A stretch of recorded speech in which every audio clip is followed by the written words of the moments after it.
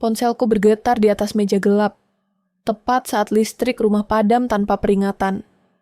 Aku berdiri membeku, mendengar langkah samar di luar pagar, terlalu pelan untuk disebut kebetulan. Di ruangan itu, aku sendirian, tanpa akses, tanpa perlindungan, sementara seseorang di luar sana memegang kendali atas hidupku dengan cara yang tak terlihat. Kepercayaan yang dulu kupeluk kini terasa seperti lantai rapuh yang siap runtuh kapan saja. Nafasku tertahan ketika layar ponsel menyala sebentar, menampilkan notifikasi yang seharusnya tak mungkin muncul. Lalu hening. Detik-detik itu terasa panjang, dan aku menyadari satu detail kecil. Jam dinding berhenti berdetak. Dan sejak saat itu, aku tahu ini bukan sekadar perceraian. Keheningan menekan dada. Ketakutan merambat, dingin pasti. Pernahkah kamu merasakan firasat yang membuat dunia seakan berhenti? Tepat sebelum semuanya berubah, lampu dapur masih menyala ketika aku terbangun. Padahal, aku yakin sudah mematikannya sebelum tidur. Cahaya putih itu terasa asing, terlalu terang, seperti menyoroti sesuatu yang belum kupahami. Rumah ini masih sama, tapi udara di dalamnya berbeda. Lebih dingin, lebih sunyi, seolah setiap sudut sedang menahan napas. Perceraian itu terjadi 3 hari lalu. Tidak ada pertengkaran panjang, tidak ada tangisan dramatis. Hanya satu percakapan singkat, nada datar, dan sebuah kalimat yang terus berputar di kepalaku sampai sekarang. Aku masih bisa mengingat caranya berdiri, rapi, tenang, seakan yang ia sampaikan hanyalah keputusan kecil yang sudah lama ia timbang. Setelah itu, ia pergi. Tidak ada janji akan kembali. Tidak ada ruang untuk bertanya. Pagi pertama, setelah ia pergi, aku mencoba menjalani rutinitas seperti biasa. Membuat kopi, membuka tirai, mendengarkan suara kendaraan di luar. Tapi ada jeda-jeda kecil yang terasa ganjil. Bunyi mesin kopi terlalu keras. Jam dinding berdetak terlalu pelan. Aku berdiri terlalu lama di depan jendela, mencoba mengingat apa yang seharusnya kulakukan selanjutnya. Saat itulah aku menyadari rutinitas membutuhkan lebih dari sekadar niat. Ia membutuhkan akses. Aku membuka ponsel, masuk ke aplikasi perbankan. Layar memuat lebih lama dari biasanya. Lalu muncul pesan singkat yang membuat jari-jariku dingin. Akses tidak tersedia. Aku mencobanya lagi, dan lagi. Hasilnya sama. Tidak ada penjelasan. Tidak ada peringatan sebelumnya. Aku tertawa kecil, refleks, seperti seseorang yang menertawakan kesalahan sepele sebelum menyadari bahwa itu bukan kesalahan. Aku menutup aplikasi, membukanya kembali, lalu mencoba kartu cadangan. Ketika aku memasukkan PIN di mesin ATM dekat rumah, layar berhenti sejenak sebelum menampilkan kalimat yang sama. Transaksi ditolak. Orang-orang di belakangku menghela napas. Aku melangkah pergi, pura-pura tenang, menyimpan kartu dengan gerakan yang terlalu cepat. Di jalan pulang, suara sepatuku di aspal terdengar lebih keras dari biasanya. Setiap langkah seperti dihitung. Siang itu, rumah terasa semakin sempit. Aku duduk di ruang tamu, memandangi rak buku yang belum tersentuh sejak lama. Foto-foto di dinding, liburan, ulang tahun, momen yang dulu terasa aman, kini tampak seperti bukti dari sesuatu yang telah dicabut haknya. Aku mencoba mengingat kapan terakhir kali kami membicarakan uang.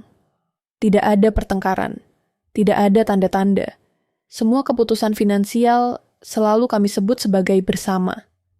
Aku membuka laptop, mencoba mengakses email, beberapa notifikasi hilang. Folder tertentu kosong. Ada jeda singkat sebelum kesadaran itu muncul perlahan. Ini bukan hanya soal rekening. Ini tentang kontrol. Telepon berdering. Nomor tak dikenal. Aku mengangkatnya dengan ragu. Semuanya akan lebih mudah kalau kamu tenang. Suara di seberang berkata singkat. Aku ingin bertanya siapa dia. Tapi sambungan terputus lebih dulu. Sore menjelang, dan bayangan di rumah memanjang. Aku memeriksa dompet. Uang tunai tersisa sedikit, cukup untuk beberapa hari jika aku sangat berhati-hati.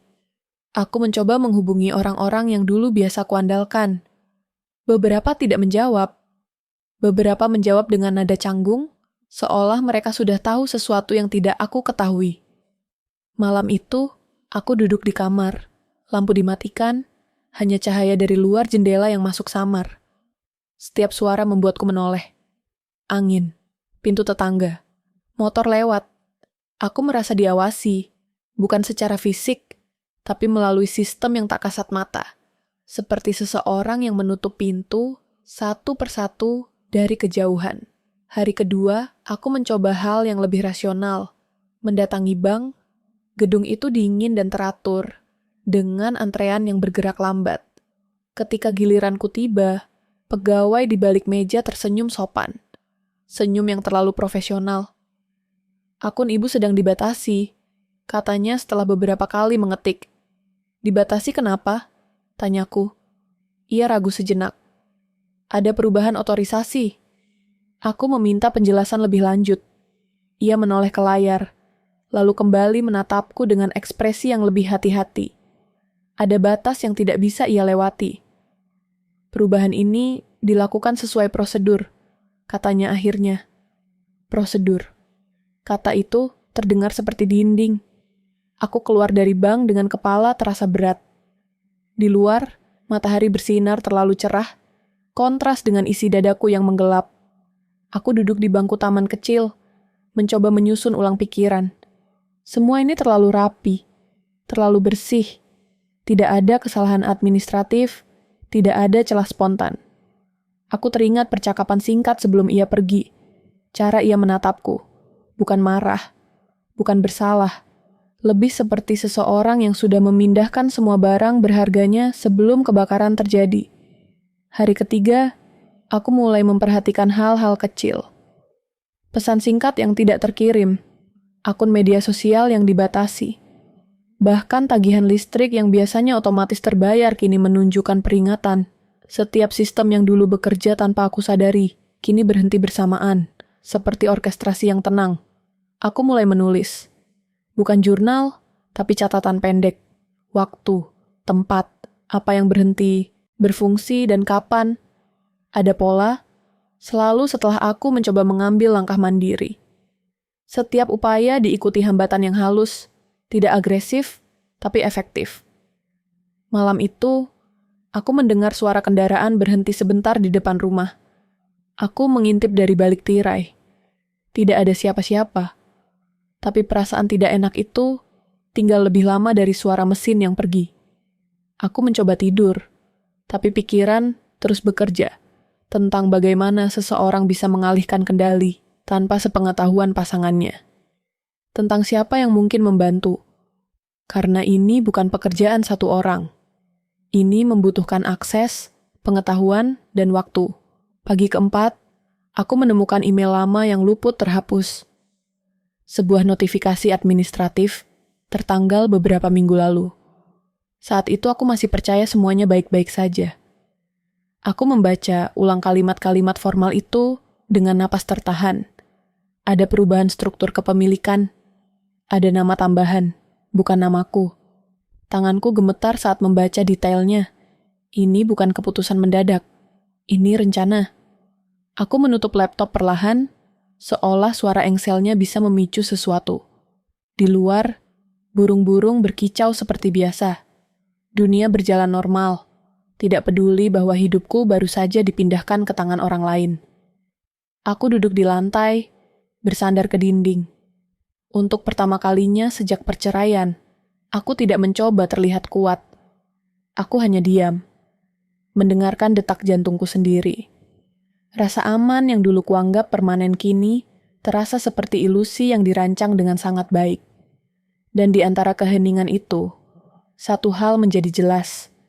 Jika kendali ini bisa berpindah tanpa aku sadari, maka ada lebih banyak yang belum aku lihat. Ketika satu pertanyaan akhirnya terjawab, aku tahu ancaman baru sedang terbentuk, perlahan, rapi, dan sangat dekat. Aku mulai curiga sejak suara notifikasi ponselku terdengar berbeda. Bukan lebih keras, bukan lebih pelan, hanya terasa asing, seperti bukan milikku lagi. Setiap bunyi membuat bahuku menegang. seolah ada pesan yang datang bukan untuk dibaca, tapi untuk diuji keberanianku membukanya. Pagi itu, kota terlihat sama seperti biasa, tapi rasanya tidak ramah. Aku berjalan keluar rumah dengan langkah terukur, mengunci pintu 2 kali tanpa sadar. Udara lembab, langit pucat, dan orang-orang di jalan bergerak cepat tanpa saling menatap. Aku merasa seperti satu-satunya yang berjalan terlalu lambat, terlalu sadar akan setiap detail kecil di sekitarnya. Tujuanku sederhana, mencari jawaban, bukan emosi, bukan konfrontasi, hanya alasan yang masuk akal tentang bagaimana semua ini bisa terjadi. Aku membawa map tipis berisi salinan dokumen, rekening, kontrak, email, semuanya terasa ringan di tangan, tapi berat di kepala. Kantor notaris tempat kami dulu menandatangani banyak hal masih berdiri di sudut jalan yang sama. Cat dindingnya sedikit mengelupas, papan namanya pudar. Aku masuk dengan napas tertahan. Pendingin ruangan menyala terlalu dingin, membuat bulu kuduku berdiri. "Bisa saya bantu?" tanya resepsionis, suaranya netral. Aku menyebutkan namaku. Senyum di wajahnya bertahan sepersekian detik terlalu lama sebelum menghilang. Ia meminta aku menunggu. Aku duduk. Kursi plastik berderit pelan saat aku menggeser posisi. Di dinding, jam berdetak teratur. Setiap detiknya terdengar seperti hitungan mundur. Ketika akhirnya aku dipanggil masuk, pria di balik meja tidak terkejut melihatku. Itu yang pertama kali, terasa janggal. "Ada perubahan dokumen beberapa waktu lalu," katanya sambil membuka berkas. "Tanpa persetujuan saya?" tanyaku. Ia mengangguk pelan. "Secara hukum, ada pihak lain yang memiliki kuasa." Pihak lain. 2 kata yang langsung mengubah udara di ruangan itu. Aku menunggu penjelasan lanjutan, tapi ia berhenti di sana. Seolah itu sudah cukup. Aku keluar dengan perasaan tidak utuh. Di luar, suara klakson dan pedagang kaki lima terdengar samar, seperti datang dari kejauhan. Aku duduk di mobil, tanpa menyalakan mesin, mencoba menenangkan napas. Pihak lain berarti lebih dari satu rencana, lebih dari satu tangan. Aku mulai menelusuri lingkaran sosial yang dulu kuanggap aman, menghubungi teman lama, kerabat, orang-orang yang pernah hadir di rumah kami. Jawaban mereka terdengar berhati-hati, terlalu hati-hati. "Aku kira kamu sudah tahu," kata salah satu dari mereka, cepat-cepat menambahkan, tapi aku tidak bisa bicara banyak. Yang lain hanya menjawab singkat, lalu mengganti topik. Percakapan terasa seperti berjalan di lantai licin. Setiap kata berisiko tergelincir. Di sela-sela itu, sebuah pesan masuk dari nomor yang tidak kusimpan. "Berhati-hatilah, tidak semua yang kamu ingat itu utuh." Pesan itu singkat, tanpa tanda tangan. Aku membaca ulang berkali-kali. Ada nada peringatan, tapi juga ancaman halus. Aku tidak membalas. Aku hanya mematikan layar dan duduk diam, mendengarkan suara kipas angin di ruang tamu yang berputar lambat. Malam datang lebih cepat hari itu. Lampu jalan menyala satu persatu, menciptakan bayangan panjang di trotoar. Dari jendela rumah, aku melihat mobil-mobil lewat tanpa tujuan yang jelas. Aku merasa diawasi, bukan oleh seseorang yang berdiri di luar, tapi oleh sistem yang bergerak rapi di belakang layar. Aku membuka kembali dokumen lama di laptop, kontrak-kontrak yang dulu kutandatangani tanpa banyak bertanya. Bahasa hukumnya dingin, netral, dan kini terasa kejam. Ada nama yang muncul berulang kali di email internal. Nama perempuan, awalnya samar, seperti catatan kaki, tapi semakin kubaca, semakin jelas perannya. Aku teringat beberapa kejadian kecil yang dulu kuabaikan. Pesan singkat di ponsel suamiku yang ia hapus terlalu cepat. Perubahan jadwal mendadak. Cara ia menjadi lebih tertutup saat membahas pekerjaan. Semua itu dulu terasa tidak penting. Sekarang, semuanya menyusun pola yang rapi. Aku mencoba menghubunginya. Panggilan pertama tidak dijawab. Yang kedua langsung terputus. Pada percobaan ketiga, ia mengangkat. "Apa yang kamu mau?" Suaranya tenang, hampir bosan. Siapa dia? Tanyaku. Hening sejenak, lalu, itu tidak relevan lagi. Dia punya kuasa atas aset kita, kataku menahan getar di suara. Itu sudah diatur, jawabnya singkat. Aku ingin berteriak, tapi yang keluar hanya napas panjang.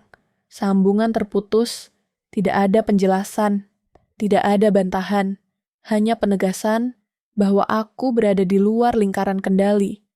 Hari-hari berikutnya terasa seperti berjalan di lorong sempit. Lingkaran pertemananku menyusut dengan sendirinya.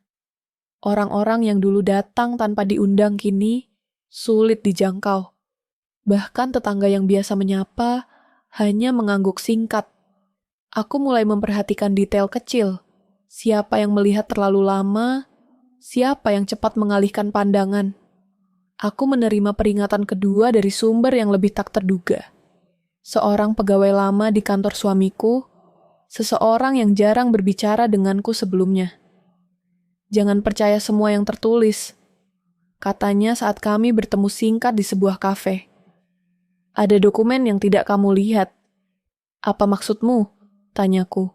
Ia menunduk. Ada nama yang sengaja disembunyikan.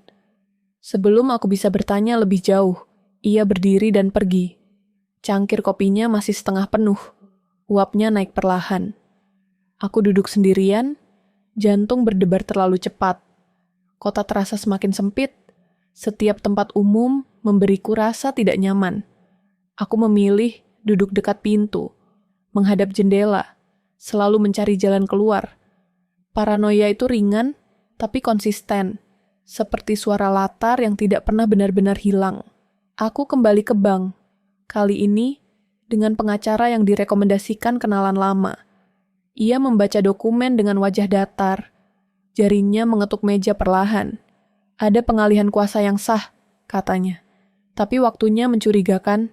Bisa dibatalkan? Tanyaku. Ia menggeleng. Tidak tanpa bukti tambahan. Bukti. Kata itu menggantung di udara. Aku tahu, mencarinya berarti masuk lebih dalam ke sesuatu yang sengaja dirancang agar aku tersesat. Tapi tidak ada jalan kembali. Malam itu, aku membuka berkas digital yang hampir terlewat. Sebuah dokumen legal, tersimpan di folder lama, namanya generik. Ketika ku buka, napasku terhenti. Di sana, tertulis jelas, struktur kepemilikan baru.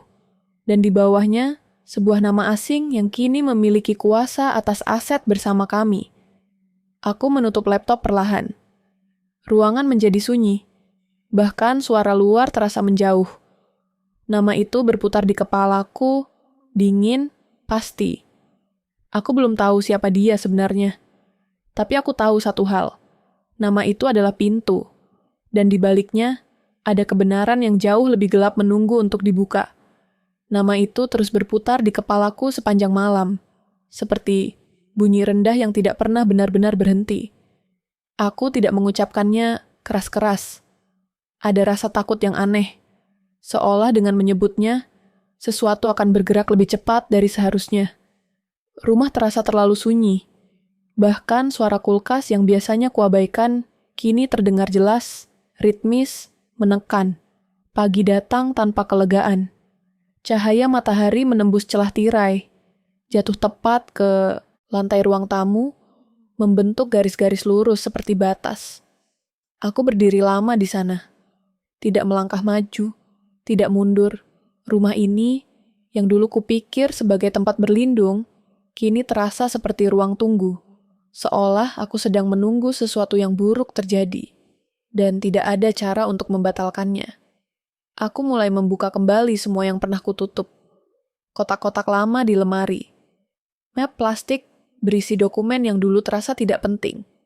Setiap lembar kertas seperti memiliki suara sendiri ketika disentuh. Aku membaca tanggal, tanda tangan, catatan kecil di pinggir halaman. Perlahan, potongan-potongan itu menyatu, membentuk gambaran yang membuat dadaku sesak.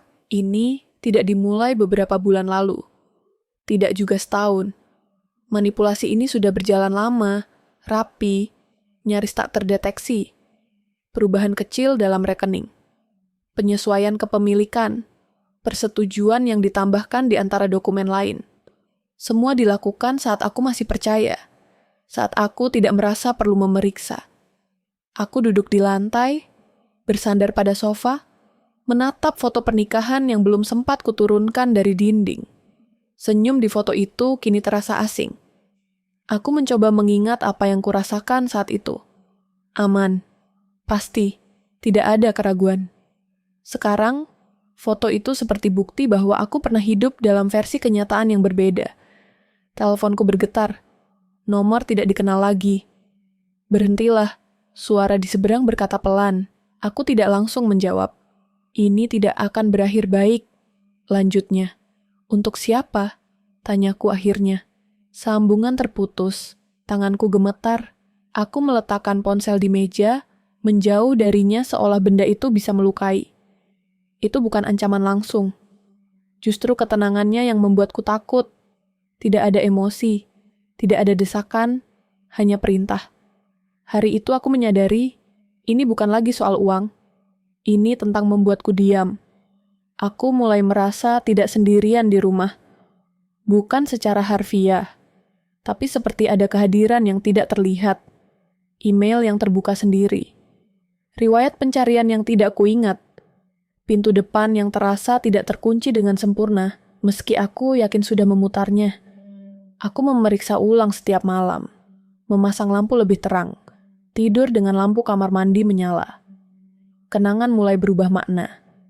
Setiap percakapan lama yang kuingat kini terasa seperti latihan.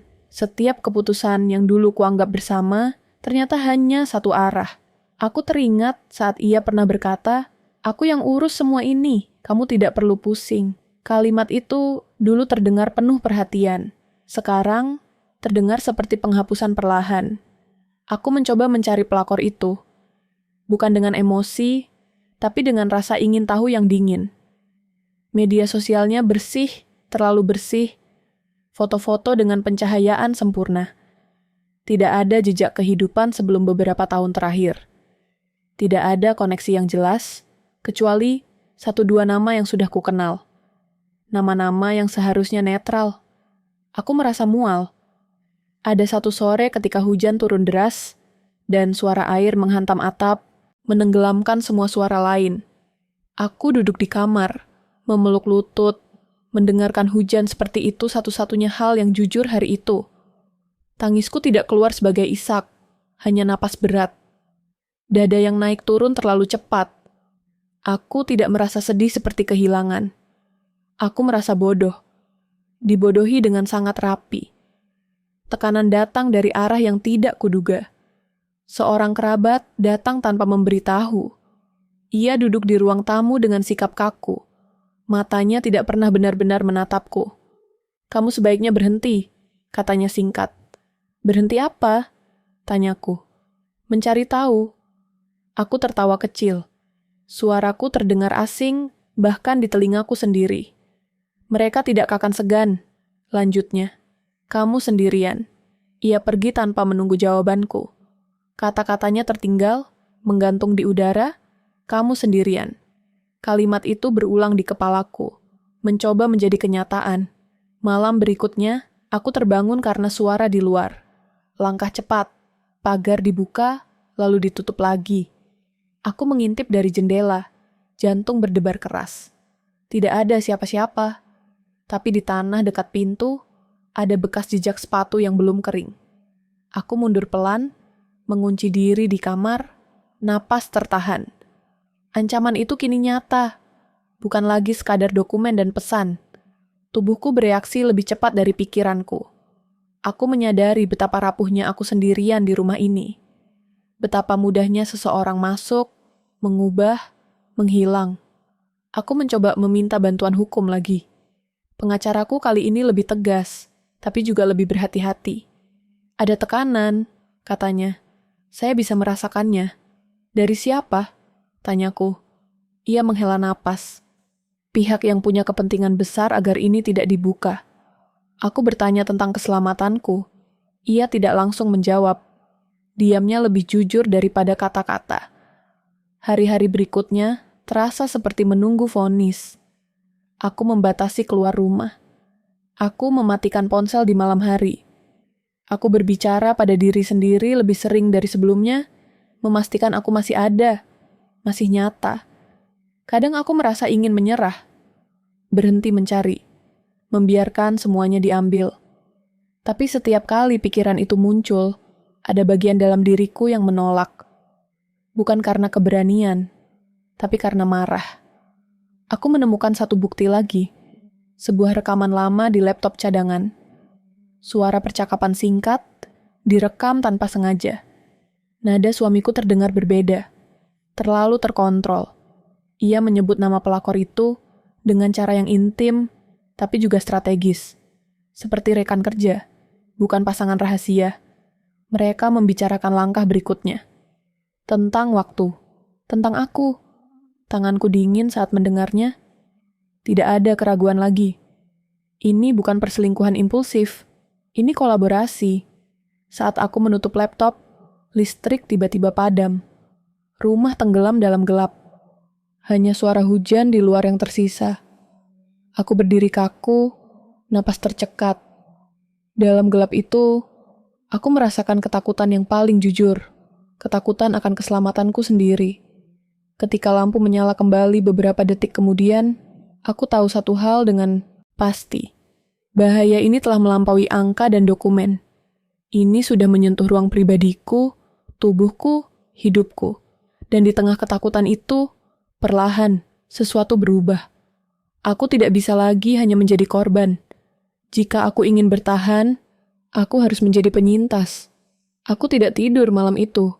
Aku hanya berbaring, mata terbuka, mendengarkan rumah bekerja sendiri. Setiap bunyi kecil terasa seperti sinyal. Setiap jeda terasa terlalu panjang.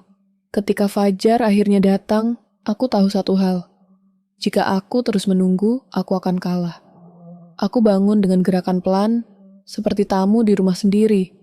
Air di keran mengalir lirih. Aku mencuci wajah lebih lama dari biasanya. Menatap pantulan yang tampak lebih tua, lebih tajam. Takut masih ada, tapi kini ada sesuatu yang lain di bawahnya. Fokus. Ketakutan yang disaring menjadi kewaspadaan. Langkah pertama adalah rumah ini. Aku memeriksanya seperti orang asing. Pintu, jendela, engsel, kunci cadangan. Aku mencatat mana yang longgar, mana yang bisa dibuka tanpa suara. Tiraiku ganti, lampuku posisikan ulang agar bayangan di luar tidak mudah membaca gerakanku. Aku belajar berjalan tanpa menyalakan lampu. Aku belajar diam. Aku menyimpan dokumen penting di tempat yang tidak intuitif. Bukan di lemari, bukan di laci. Aku membagi salinan menjadi beberapa bagian. Kertas, digital, ingatan. Aku mengunggah file ke akun baru dengan nama netral. Dibuat dari perangkat yang tidak pernah kupakai sebelumnya. Setiap sandi berbeda. Setiap langkah dicatat, lalu dihapus. Lingkungan sekitar menjadi perisaiku. Aku mulai muncul di jam-jam yang tidak teratur. Kadang pagi buta, kadang larut malam. Aku menyapa tetangga dengan cara yang sama seperti dulu. Tapi aku mendengarkan lebih dari berbicara. Siapa yang bertanya terlalu banyak? Siapa yang tiba-tiba terlalu peduli? Ada satu sore ketika aku duduk di warung kecil dekat rumah. Meminum teh hangat yang rasanya terlalu manis. Dari sana, aku bisa melihat jalan masuk ke komplek. Mobil yang sama lewat 2 kali dalam selang waktu singkat. Aku tidak mencatat nomornya. Aku mencatat polanya. Aku mulai menghubungi orang-orang lama, tapi dengan cerita yang berbeda. Kepada satu orang, aku bilang aku menyerah. Kepada yang lain, aku bilang aku akan pindah. Aku ingin tahu cerita mana yang kembali padaku, dan dari arah mana. Informasi kecil seperti itu kini lebih berharga dari simpati. Bukti-bukti ku kumpulkan pelan-pelan. Rekaman suaraku salin ke format lain. Metadata ku periksa. Email lama ku unduh satu persatu, termasuk lampiran yang dulu tidak pernah kubuka. Aku menemukan alur yang konsisten. Tanggal-tanggal penting selalu berdekatan dengan perjalanan dinasnya. Keputusan besar selalu diambil saat aku tidak ada. Ada satu nama yang muncul di beberapa dokumen internal. Bukan pelakor itu, Nama pria. Awalnya hanya tanda tangan kecil, lalu alamat kantor, lalu nomor kontak yang disamarkan. Aku mencarinya dengan hati-hati, dari jaringan yang tidak terhubung denganku. Ia bukan pegawai biasa, ia penghubung, pengkhianatan, kecil datang dari arah yang paling tidak kuduga. Seseorang yang dulu sering makan di rumah kami, yang memanggilku dengan sebutan akrab, kini menghindar. Ketika akhirnya kami bertemu, ia tidak bisa menatap mataku. Aku cuma menjalankan perintah, katanya cepat. Dari siapa? Tanyaku. Ia diam terlalu lama. Itu sudah cukup. Aku pulang dengan langkah berat. Dunia terasa menyempit lagi, tapi kali ini aku tidak runtuh. Aku menutup pintu, menguncinya, lalu duduk di lantai. Aku membiarkan napasku kembali teratur. Waktu adalah musuh jika aku panik. Tapi ia bisa menjadi sekutu jika aku sabar. Malam-malam berikutnya, kulewati dengan rutinitas baru. Mengecek sekeliling sebelum tidur. Menyimpan ponsel di tempat berbeda setiap hari. Menulis catatan dengan tangan, lalu membakarnya. Aku mengamati diriku sendiri berubah. Tidak lebih berani, hanya lebih berhati-hati. Ada pesan masuk dari nomor tak dikenal. Kali ini tanpa kata-kata. Hanya foto pintu rumahku, diambil dari sudut luar. Waktunya tercantum jelas. Aku tidak menjawab. Aku menyimpan foto itu, lalu mematikannya. Tanganku dingin, tapi pikiranku jernih. Ini peringatan. Dan peringatan berarti mereka masih ingin aku diam. Bukan menghilang. Aku memindahkan sebagian barang ke tempat lain. Bukan rumah teman. Bukan gudang. Tempat yang tidak terkait denganku secara langsung. Aku belajar berpikir seperti orang yang memburuku. Jalur mana yang paling logis? Maka aku memilih yang tidak logis. Di sela semua itu, aku terus membaca ulang dokumen legal yang paling menggangguku. Struktur kepemilikan, hak akses, klausul tambahan. Di sana ada satu bagian yang terasa janggal. Bukan soal uang. Soal kuasa keputusan medis darurat, soal hak perwakilan hukum, jika salah satu pihak dianggap tidak kompeten. Aku membaca ulang kalimat itu berkali-kali. Tenggorokanku mengering. Ini lebih besar dari perceraian, lebih besar dari aset. Ini tentang kendali penuh jika sesuatu terjadi padaku. Aku duduk lama di meja makan, lampu redup, mendengarkan suara detak jam. Setiap detiknya kini terdengar seperti peringatan. Aku membuka catatan dan menggambar peta sederhana. Nama-nama, hubungan, arah aliran kuasa. Garis-garis itu membentuk jaringan yang rapi. Terlalu rapi untuk kebetulan. Ada rencana di balik semua ini. Lapisan demi lapisan. Keuangan hanyalah pintu masuk. Cara membuatku lemah, tergantung. Terlihat tidak stabil. Sisanya akan datang setelah itu. Aku berdiri, mematikan lampu satu persatu. Rumah kembali gelap, tapi aku tidak lagi merasa kecil di dalamnya. Aku tahu di mana aku berdiri. Aku tahu apa yang harus kulindungi. Dan aku tahu satu hal yang paling penting. Aku tidak bisa melakukannya sendirian. Di keheningan itu, dengan bukti-bukti tersimpan aman dan ancaman yang semakin jelas, aku menyadari langkah berikutnya akan menentukan segalanya. Untuk melawan rencana sebesar ini, aku membutuhkan sekutu, dan mencarinya berarti membuka pintu lain. Pintu yang mungkin lebih berbahaya dari semua yang sudah kulewati. Ia menghubungiku saat hujan turun tipis, nyaris tidak terdengar. Ponselku bergetar sekali, lalu berhenti. Pesannya singkat, tanpa salam, tanpa identitas. Hanya satu kalimat dan sebuah alamat. Aku membaca ulang. Jantungku berdetak lebih cepat. Bukan karena takut, tapi karena kalimat itu menyebut detail yang tidak pernah kuceritakan pada siapapun. Aku menunggu 2 jam sebelum pergi. Waktu yang cukup untuk menenangkan diri, cukup lama untuk memikirkan kemungkinan terburuk. Aku memilih pakaian sederhana, warna netral, tidak mencolok, tidak mudah diingat. Aku mematikan lokasi ponsel, lalu menyalakannya kembali setelah keluar dari area rumah. Langkah-langkah kecil, tapi penting. Tempat yang ia pilih adalah kafe tua di pinggir kota. Lampunya redup, musiknya terlalu pelan. Meja-meja kayu berjarak cukup jauh satu sama lain, memberi ilusi privasi. Aku datang lebih awal dan duduk di sudut, menghadap pintu. Jari-jariku melingkar di cangkir kopi yang mulai dingin. Ia datang tanpa suara, duduk di depanku tanpa bertanya. Wajahnya biasa saja, jenis wajah yang mudah hilang di keramaian. Kamu tidak seaman yang kamu kira, katanya pelan. Aku tidak langsung menjawab, aku menunggu. Ia tidak terburu-buru, seolah tahu aku akan tetap duduk di sana. Kamu tahu tentang klausul medis itu, lanjutnya, dan tentang nama pria yang kamu temukan. Napas tertahan di tenggorokanku, tidak ada gunanya menyangkal. Siapa kamu? Tanyaku akhirnya. Orang yang tidak ingin kamu kalah. Jawabnya singkat, aku hampir tertawa. Jawaban itu terlalu mudah, terlalu rapi. Aku tidak mempercayainya, tapi aku juga tidak pergi. Ia mengeluarkan ponsel, memperlihatkan layar sebentar. Ada dokumen yang belum pernah kulihat. Tanggal, tanda tangan, alur persetujuan, semua cocok dengan potongan yang sudah kukumpulkan. Tapi lebih lengkap, terlalu lengkap. Kamu tidak akan mendapat ini sendiri, katanya. Dan harganya? Tanyaku.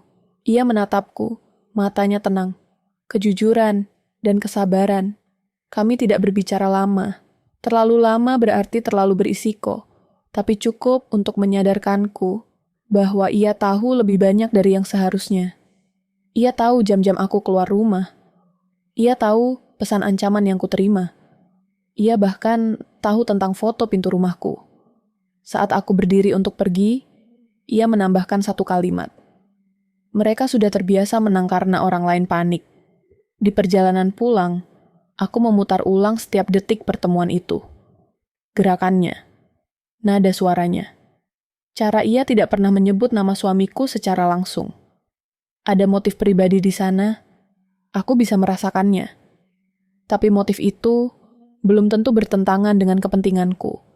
Hari-hari berikutnya diisi dengan komunikasi singkat dan terputus-putus. Tidak pernah lewat jalur yang sama 2 kali. Kadang pesan suara, kadang catatan yang muncul lalu menghilang. Informasi yang ia beri selalu tepat, selalu sedikit lebih maju dari yang ku ketahui. Ia menunjukkan celah hukum yang terlewat, nama perantara yang belum kutemukan, alur uang yang tidak langsung. Setiap kali aku merasa ingin mempercayainya, ia mengingatkanku untuk tidak melakukannya sepenuhnya. Jangan bergantung, katanya suatu malam. Aku juga bisa menghilang. Strategi mulai terbentuk. Bukan rencana besar, tapi rangkaian langkah kecil yang saling melindungi. Aku memindahkan satu bukti, lalu menunggu reaksi.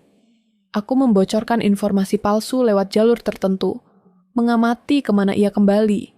Ia mengoreksi jika aku terlalu cepat, mengingatkan jika aku terlalu lambat.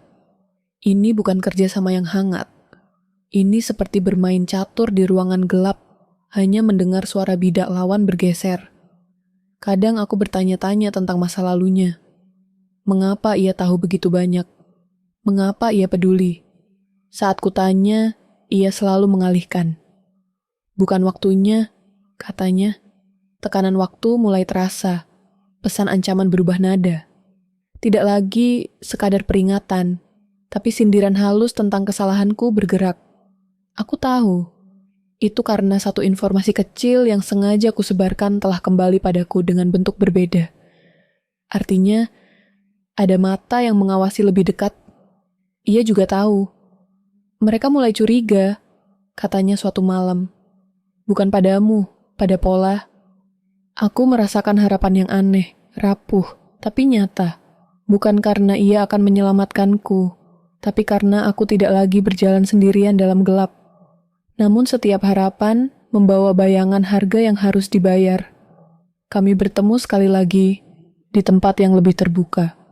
Siang hari, banyak orang, tapi justru itu yang membuatku tegang. Ia berbicara seolah kami 2 orang asing yang kebetulan duduk berdekatan.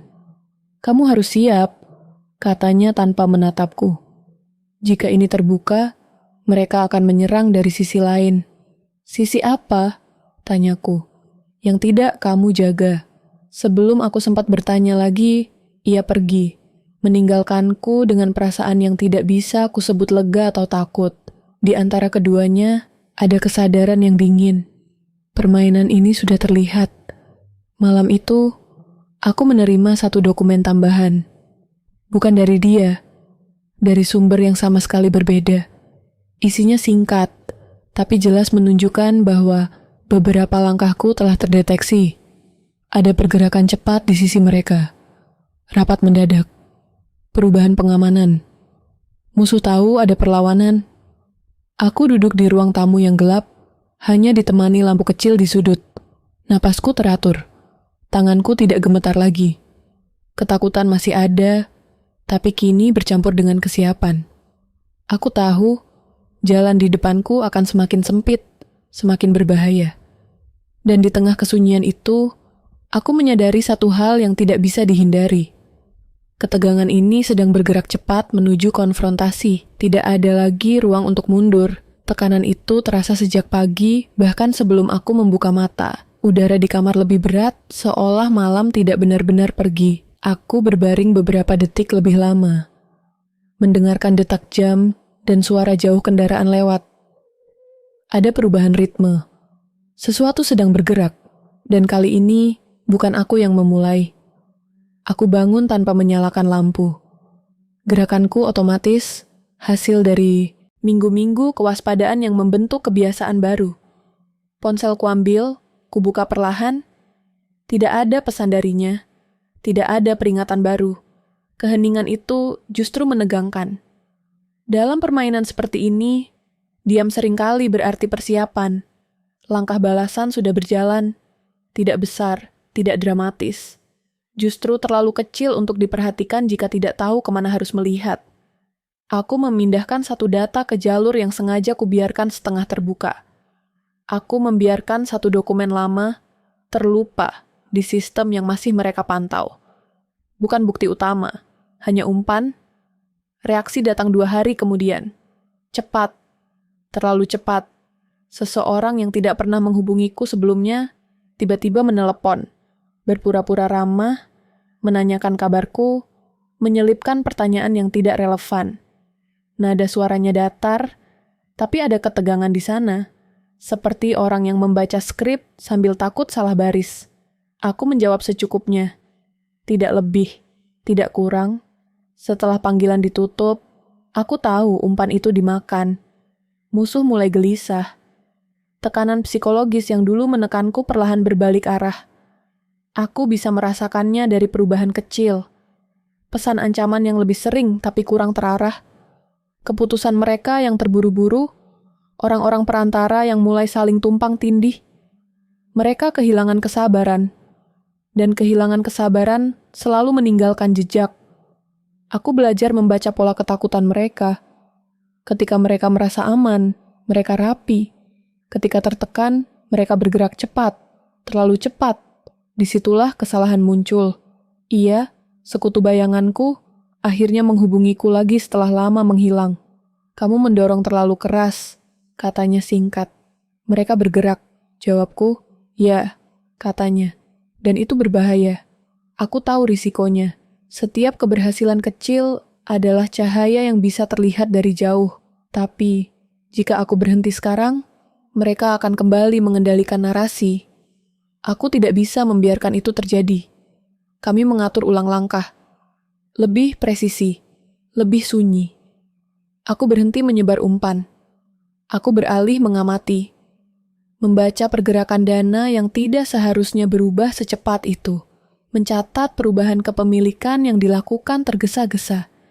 Mereka mulai menutup lubang tanpa menyadari lubang baru terbuka di tempat lain.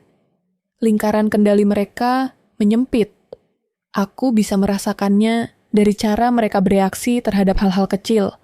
Satu laporan internal bocor, dan tiba-tiba ada rapat darurat. Satu akun perantara dibekukan, dan mereka segera mengganti nama, tapi tidak pola. Aku menekan tanpa menyentuh, menghadirkan ancaman tanpa menunjukkan wajah. Namun tekanan itu tidak hanya dirasakan oleh mereka. Aku juga membawanya di tubuhku sendiri. Bahuku selalu tegang. Tidurku terpotong-potong. Setiap suara mendadak membuat jantungku melonjak. Aku hidup di garis tipis antara kendali dan kekacauan. Dan aku tahu, satu kesalahan saja bisa menjatuhkan semuanya. Kesalahan itu hampir terjadi pada malam hujan, ketika aku terlalu yakin. Aku menerima pesan yang terlihat seperti darinya. Polanya sama, bahasanya tepat, isinya mendesak. Dokumen utama terancam, kita harus bertemu. Aku ragu, ada sesuatu yang tidak pas, tapi tekanan, kelelahan, dan urgensi bercampur menjadi satu. Aku hampir membalas, hampir. Detik terakhir, aku melihat satu detail kecil. Waktu pengiriman, terlalu cepat dibanding jalur yang biasa kami gunakan. Aku berhenti. Jari-jariku menggantung di layar. Napasku tertahan. Aku tidak membalas.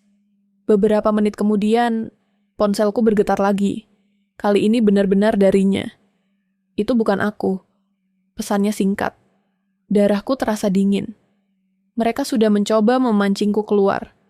Sudah mencoba memotong jalur di antara kami. Satu langkah ceroboh, dan aku mungkin sudah berjalan ke perangkap. Seberapa dekat? Tanyaku. Terlalu dekat, jawabnya. Malam itu, aku tidak menyalakan lampu sama sekali. Aku duduk di ruang tamu, gelap, hanya ditemani cahaya kota yang masuk dari celah tirai. Aku memutar ulang semua langkah di kepalaku, mencari celah lain yang mungkin sudah kubuka tanpa sadar. Tekanan ini nyata, agresif, tapi masih terkendali selama aku tetap berpikir jernih. Aku mengubah rutinitas lagi, mengganti jalur komunikasi, mengunci satu lapisan tambahan, mengorbankan satu bukti kecil untuk melindungi yang utama. Rasanya seperti melepaskan pion untuk menyelamatkan raja. Sakit, tapi perlu. Musuh membuat satu kesalahan besar. Mereka menekan orang yang seharusnya tidak mereka sentuh. Seseorang yang tidak lagi berada di bawah kendali penuh mereka. Reaksi orang itu cepat, defensif, dan tanpa mereka sadari, memberiku satu potongan informasi yang sangat berharga. Nama asli, bukan nama depan, bukan alias. Nama lengkap yang selama ini disamarkan. Aku tidak langsung menggunakannya. Aku menyimpannya, seperti pisau yang tetap berada di sarungnya sampai waktunya tepat. Tapi mengetahui bahwa aku memilikinya saja sudah mengubah posisi kami di papan permainan. Namun kemenangan kecil itu datang dengan harga yang mahal. Ia memperingatkanku dengan nada yang belum pernah kudengar sebelumnya. Mereka mulai menggali ke arahku, katanya. Sejauh apa? Tanyaku. Cukup untuk membuatku tidak aman. Itulah saat aku benar-benar menyadari risikonya. Bukan hanya padaku, tapi pada siapapun yang berdiri terlalu dekat. Jika identitasnya terbuka, seluruh keseimbangan akan runtuh. Bukti bisa lenyap, jalur bisa terputus, dan aku akan kembali sendirian. Aku duduk lama setelah percakapan itu berakhir. Hujan di luar sudah berhenti. Kota terasa menahan napas. Aku memandangi ponsel yang kini gelap, menyadari bahwa langkah berikutnya tidak lagi bisa ditunda. Tekanan sudah mencapai titik di mana permainan tidak bisa diperlambat lagi. Di balik semua ketegangan itu, satu hal menjadi jelas. Kebenaran tidak bisa lagi disembunyikan terlalu lama. Dan ketika ia akhirnya muncul ke permukaan, ia akan menuntut pertarungan terakhir. Aku tahu hari itu akan datang sejak aku berhenti merasa takut pada keheningan. Pagi itu tidak berbeda dari yang lain, tapi tubuhku bereaksi lebih cepat, nafasku pendek, bahuku kaku. Ada ketenangan aneh yang hanya muncul sebelum sesuatu berakhir. Tempat pertemuan dipilih dengan sengaja, bukan ruang sidang, bukan kantor polisi. Ruang konferensi kecil di gedung yang namanya netral. Dinding kaca buram. Pendingin ruangan berdengung konstan. Tidak ada simbol kekuasaan. Hanya meja panjang, kursi-kursi kosong, dan satu layar besar di ujung ruangan. Di sanalah semuanya akan dibuka. Aku datang lebih awal. Duduk, menunggu. Setiap detik terasa seperti penyesuaian napas terakhir sebelum menyelam. Ketika pintu terbuka, aku tidak langsung menoleh. Aku sudah tahu siapa yang masuk. Langkahnya masih sama. Tenang, terukur, tidak tergesa, tidak ragu. Ia duduk berhadapan denganku tanpa menyapa. Wajahnya tidak berubah, seolah ini hanya pertemuan bisnis yang tertunda. "Kamu terlihat lelah," katanya akhirnya. Aku berhenti percaya. Jawabku. Itu satu-satunya reaksi yang berhasil kuambil darinya. Sudut bibirnya menegang sesaat. Cukup singkat, tapi cukup untuk ku tahu. Topeng mulai retak. Orang-orang lain masuk menyusul. Pengacara, notaris. Dua wajah yang pernah kulihat di balik layar email, kini nyata, duduk di kursi yang sama. Tidak ada yang berbicara. Pendingin ruangan mengisi keheningan dengan suara rendah yang konstan. Aku menyalakan layar. Dokumen pertama muncul. Struktur kepemilikan lama. Lalu yang baru. Nama-nama bergerak, bergeser, saling menggantikan. Aku tidak berbicara. Aku membiarkan bukti bekerja sendiri. "Ini tidak lengkap," katanya cepat. Aku menggeser slide. Rekaman suara. Tanggal, waktu. Nada yang terlalu akrab untuk disebut profesional. Percakapan tentang aku, tentang kelemahanku, tentang bagaimana sistem akan membuatku terlihat tidak stabil jika aku melawan. Ruangan berubah. Udara terasa lebih dingin. Ia bersandar ke kursi. Tangannya terlipat, tetap tenang, tapi napasnya berubah. "Itu bisa ditafsirkan," katanya. Aku menunggu 1 detik terlalu lama sebelum melanjutkan. "Ini bukan tafsir," kataku. "Ini pola." Slide berikutnya muncul. Alur uang, perantara, perubahan mendadak yang hanya masuk akal jika seseorang di dalam membuka pintu. Nama pria itu muncul, lengkap, tanpa sensor. Beberapa kepala menoleh. Seseorang berdehem. Aku melihatnya menelan ludah. Pertama kalinya sejak aku masuk ruangan ini. "Kamu tidak mengerti risikonya," katanya lebih pelan. "Aku mengerti," jawabku. "Aku yang menanggungnya." Topeng jatuh satu persatu. Pembelaan berubah menjadi penjelasan. Penjelasan berubah menjadi saling menyalahkan. Mereka tidak lagi berbicara padaku, tapi satu sama lain. Suara meninggi, lalu ditahan kembali. Profesionalisme runtuh dalam retakan kecil. Ada satu momen hening ketika semua orang menyadari arah ruangan ini telah berubah. Bukan lagi tentang menutup, tapi tentang siapa yang akan jatuh lebih dulu. Aku menyampaikan bagian terakhir. Klausul medis, hak perwakilan hukum. Potensi pengambil alihan jika aku dianggap tidak kompeten. Bukti bahwa semua ini dirancang bukan hanya untuk mengambil, tapi untuk menghapusku secara perlahan. "Itu perlindungan," katanya cepat. "Tidak," jawabku. "Itu penjara." Aku berdiri. Suara kursiku bergeser terdengar lebih keras dari seharusnya. Aku tidak berteriak. Aku tidak menangis. Aku hanya menyebutkan satu hal yang tidak bisa mereka bantah. Semua bukti sudah berada di lebih dari satu tempat, lebih dari satu tangan. Jika aku jatuh, semuanya akan terbuka. Wajahnya berubah. Bukan marah, bukan panik, takut, ketakutan yang tertahan, terlatih, tapi nyata. "Kamu mau apa?" tanyanya akhirnya. Aku menatapnya lama, mengingat semua malam tanpa tidur, semua pesan ancaman, semua upaya membuatku diam. "Aku mau kendaliku kembali," kataku. Kesepakatan dibentuk di ruangan itu. Tidak ideal, tidak bersih, tapi cukup untuk memindahkan kekuasaan. Akses finansial dikembalikan. Kuasa hukum ditarik. Nama-nama dihapus dari posisi yang tidak seharusnya mereka duduki. Semua dilakukan cepat, sebelum ada yang sempat berpikir ulang. Saat semuanya selesai, aku duduk kembali. Tubuhku terasa ringan, hampir kosong, bukan karena lega, tapi karena tegangannya dilepaskan sekaligus. Aku menang, setidaknya di atas kertas. Ia berdiri lebih dulu, menatapku dengan tatapan yang tidak lagi berusaha ramah. "Kamu tidak tahu apa yang baru saja kamu mulai," katanya pelan. "Aku tahu," jawabku. "Dan aku siap." Ia pergi tanpa menoleh. Pintu tertutup pelan di belakangnya. Suara itu menandai akhir dari satu bab, bukan seluruh cerita. Aku keluar gedung sendirian. Matahari sore menyilaukan. Kota berjalan seperti biasa. Orang-orang tertawa, berbicara, tidak tahu apa yang baru saja bergeser di bawah permukaan. Aku berdiri sebentar di trotoar, menghirup udara dalam-dalam. Ponselku bergetar. Pesan singkat. Dari nomor yang tidak ku kenal. Selamat, tapi kamu belum selesai. Aku membaca kalimat itu 2 kali. Tidak ada ancaman eksplisit, tidak ada tuntutan, hanya peringatan yang terlalu tenang untuk diabaikan. Aku mematikan layar. Berdiri lebih tegak. Keadilan terasa dekat, tapi rapuh.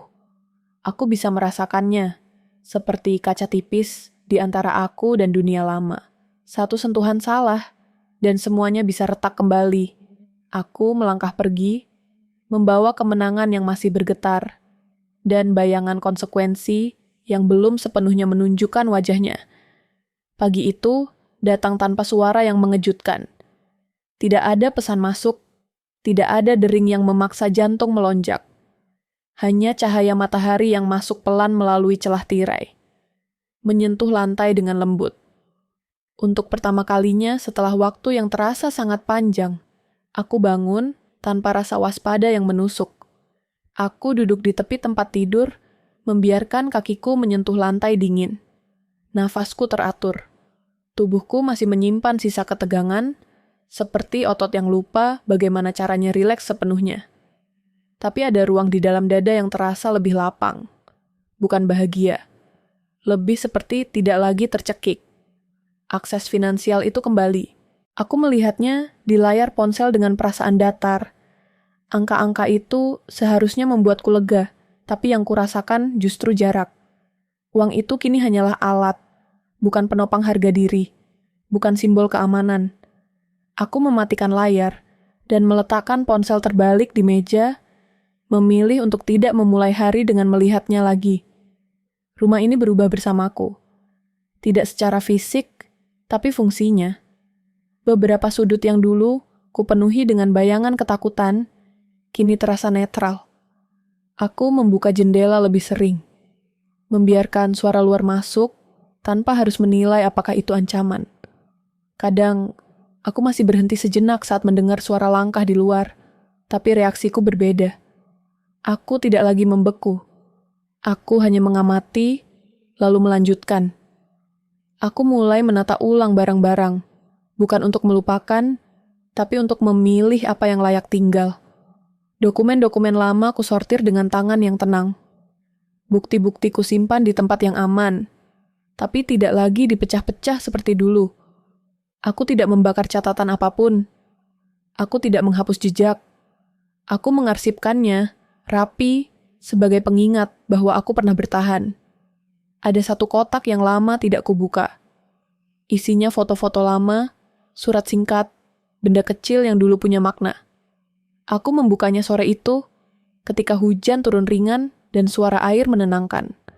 Aku melihat wajahku di foto-foto itu, tersenyum tanpa curiga. Bukan bodoh, hanya percaya. Aku tidak marah padanya. Aku mengangguk pelan, seolah berkata, "Kamu tidak salah." Hubungan dengan orang-orang di sekitarku berubah. Beberapa kembali mendekat, dengan cara yang lebih hati-hati, beberapa tetap menjauh, dan aku membiarkan itu. Aku tidak lagi mengejar penjelasan. Aku belajar bahwa tidak semua jarak perlu dijembatani. Ada yang memang harus dibiarkan sebagai batas. Aku bertemu beberapa orang baru, dalam konteks yang sederhana. Tidak ada cerita panjang di awal. Tidak ada pengakuan. Aku memilih diam lebih sering, mendengarkan lebih banyak. Jika ada yang bertanya, aku menjawab secukupnya. Aku tidak lagi merasa harus menjelaskan diriku untuk bisa diterima. "Apa kamu sudah baik-baik saja?" Seseorang bertanya suatu hari. Aku berpikir, sejenak sebelum menjawab, "Aku sedang belajar." Ia mengangguk, tidak memaksa lebih jauh. Aku menyukai itu. Sekutu bayanganku menghilang seperti yang ia janjikan. Tidak ada pesan perpisahan, tidak ada penjelasan. Anehnya, aku tidak merasa ditinggalkan. Ia hadir ketika diperlukan, lalu pergi ketika waktunya. Aku menghormati itu. Beberapa peran, memang hanya ada untuk satu bab. Aku kembali bekerja, tapi dengan ritme yang berbeda. Aku tidak lagi mengisi setiap jam dengan kesibukan. Aku memberi jeda. Aku belajar berkata tidak, tanpa merasa bersalah. Aku membaca ulang kontrak, menanyakan hal-hal yang dulu kuanggap sepele. Kehati-hatian itu tidak lagi terasa seperti ketakutan, tapi kebiasaan sehat. Ada hari-hari ketika bayangan lama muncul tanpa undangan. Saat suara tertentu mengingatkanku pada ancaman. Saat sebuah kalimat biasa terasa seperti awal manipulasi. Pada hari-hari itu, aku berhenti sejenak. Aku mengatur napas. Aku mengingatkan diriku bahwa aku tidak lagi berada di sana. Reaksi itu memudar lebih cepat setiap kali aku tidak melawannya. Aku juga belajar menikmati hal-hal kecil yang dulu hilang. Membuat kopi tanpa terburu-buru. Duduk di balkon saat senja, melihat langit berubah warna. Mendengarkan musik tanpa memikirkan pesan tersembunyi. Kesunyian tidak lagi terasa berbahaya. Ia terasa seperti ruang. Suatu sore, aku menerima dokumen resmi terakhir yang menutup seluruh proses. Aku membacanya perlahan, memastikan setiap kata. Ketika selesai, aku menandatangani, menutup map, dan meletakkannya di rak. Tidak ada upacara, tidak ada rasa kemenangan besar, hanya kepastian.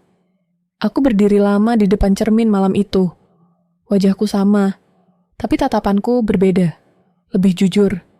Aku melihat bekas luka yang tidak terlihat, dan aku tidak menutupinya. Aku tahu luka itu tidak akan sepenuhnya hilang, tapi aku juga tahu ia tidak lagi menentukan arah hidupku. Aku tidak memaafkan untuk melupakan. Aku memaafkan agar tidak terikat. Beberapa nama tidak lagi memicu emosi. Mereka hanya fakta dari masa lalu. Aku tidak mendoakan mereka. Aku tidak mengutuk. Aku melepaskan. Hidup baruku tidak spektakuler, tidak penuh deklarasi. Ia dibangun dari pilihan-pilihan kecil yang konsisten. Dari keputusan untuk mempercayai diri sendiri lebih dulu. Dari keberanian untuk berhenti ketika tubuh berkata cukup. Ada satu malam ketika aku duduk di ruang tamu, lampu redup. Hanya ditemani suara kota yang jauh. Aku memikirkan semua yang telah kulalui. Ketakutan, kemarahan, kesendirian, dan jalan panjang menuju titik ini. Aku tidak merasa bangga. Aku merasa utuh. Aku tahu masa depan tidak akan selalu mudah. Akan ada konflik lain, bentuk lain, wajah lain. Tapi aku juga tahu, aku tidak akan kembali menjadi orang yang sama. Aku telah melihat bagaimana kendali bisa dirampas, dan bagaimana ia bisa direbut kembali. Bukan dengan kekerasan, tapi dengan kesadaran. Ketika akhirnya aku mematikan lampu dan berbaring, aku tidak menunggu apapun, tidak ancaman, tidak pesan, aku membiarkan malam berjalan sendiri. Dalam gelap itu, aku tidak lagi merasa sendirian, karena aku hadir sepenuhnya untuk diriku sendiri. Dan untuk pertama kalinya, setelah semua yang terjadi, aku tertidur tanpa rasa takut, membawa keyakinan sederhana. Hidupku kini ditentukan oleh pilihanku sendiri, bukan oleh pengkhianatan orang lain.